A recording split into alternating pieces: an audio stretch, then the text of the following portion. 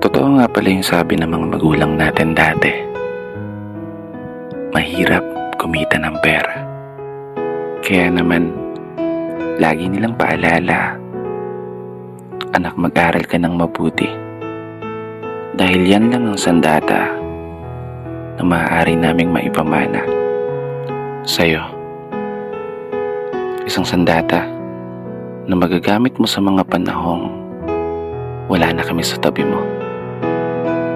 Para gabayan ka o itama yung mga mali na pwede mong maging desisyon, lalo sa sitwasyon na tanging sarili mong lakas ang ituturing mong pundasyon para harapin yung mabibigat na mga pagsubok at hamon. Tama talaga kayo. Tama lahat ng mga sinabi nyo. Eto na po yun. Ako, laban sa mundo. Ako, para sa pangarap ko. Di ko may tatanggi. Minsan ko na rin hiniling ang mabilis na paglaki. Dahilan para ang inyong mga pamahan at paalala ay nagawa kong may santabi. Aminadong nakagawa rin ng mga pagkakamali. Mga pagkakataong hindi na sana nasayang kung natutunan kong humindi.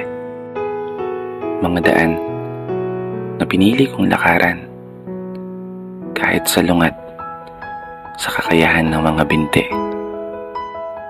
Kaya heto yung anak nyo. Patuloy na nagbabawi.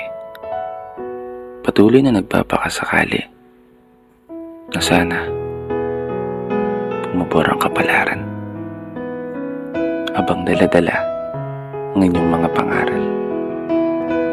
Isang pamana na bitbit ko sa araw-araw. Hindi ako sigurado kung gagana yung mga plano.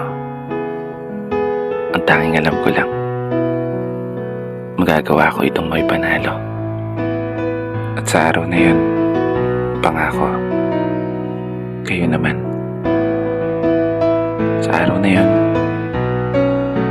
babawi ako sa inyo. Maraming salamat sa sandata niyong ipinamana. Dito na nagtatapos.